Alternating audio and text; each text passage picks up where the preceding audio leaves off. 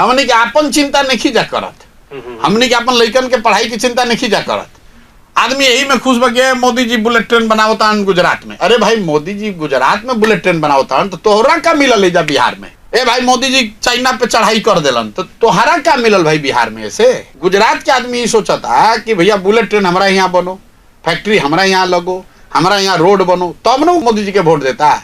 बिहार के आदमी मोदी जी के अमेरिका में स्वागत कितना होता, यही से झंझारपुर में आदमी वोट देता, बेनीपट्टी में वोट देता, अररिया में वोट देता कि मोदी जी देश के शान बढ़ा दिलन। भाई ठीक बात बढ़ा दिलन, मान ला अगर तार बात मानियो ले कि देश के शान बढ़ा दिलन, तो अररिया के लइकन के, सारण के लइकन के, मोतिहारी के लइकन के, बक्सर के लइकन के काम मिलल ही ना बताओ। जानल चाहता नहीं कि जन सुराज के पास रोड मैप का बा बिहार के रोड मैप पूरा रोड मैप सीधा बा। पॉलिटिक्स के लेके ये बा कि हमने के एक एगो हाथ जोड़ के आग्रह करते हैं, जेकरा के वोट देवे के बा ओकरा के वोट दो, लेकिन एक बार ये 4 चीज छोड़ के अपना लइकन खातिर वोट दे दो। अच्छा। तू जात पर देता हर बार, हिंदू मुसलमान पर दे लो, तू लालू के हरावे खातिर दे लो, कभी जितावे खातिर दे लो, कभी मोदी के खातिर दे लो, कभी चावल खातिर दे लो, कभी मंदिर खातिर दे लो। एक बार खाली अपना लइकन खातिर वोट दो।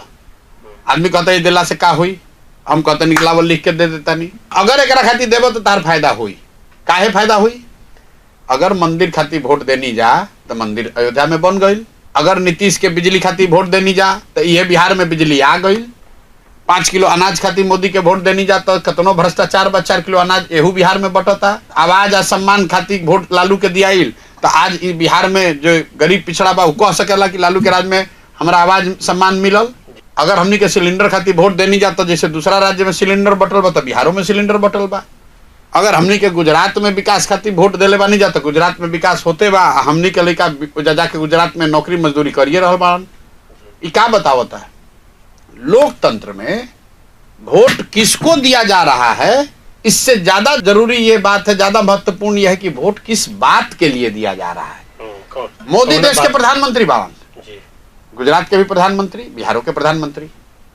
गुजरात में लोग वोट देता मोदी के बुलेट ट्रेन खाती, गिफ्ट सिटी खाती, इंडस्ट्रियल डेवलपमेंट खाती, विकास खाती।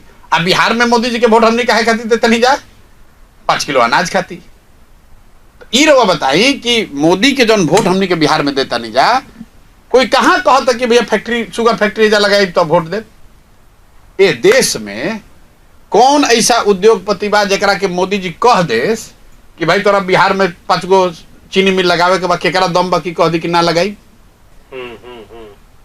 एक राजनीतिक तौर पर 2 गो बात सिखा रहे हैं 3 बरस से, वोट अपने बच्चों के लिए दीजिए और वोट का कीमत सही लगाइए। वोट का कीमत नाली गली नहीं है, वोट का कीमत 5 किलो अनाज नहीं है, वोट का कीमत मंदिर मस्जिद नहीं है, वोट का कीमत है आपके बच्चों के लिए शिक्षा और रोजगार। कि पहली बार पिछले 25-30 साल में हजारों लाखों की संख्या में लोग इतना तो कह रहे हैं ना, भाई बात तो बढ़िया कह रहे हैं। बिहार में प्रयास तो एक होना चाहिए था, ये प्रशांत किशोर कर रहा है, होना ऐसे ही चाहिए। होगा कि नहीं होने में 10 वर्ष समय लगेगा, 5 वर्ष लगेगा, ये लोग कहता है, ये भी लोग कहता है कि भैया घबराई मत, 5 वर्ष लगी लेकिन हो ही जरूर।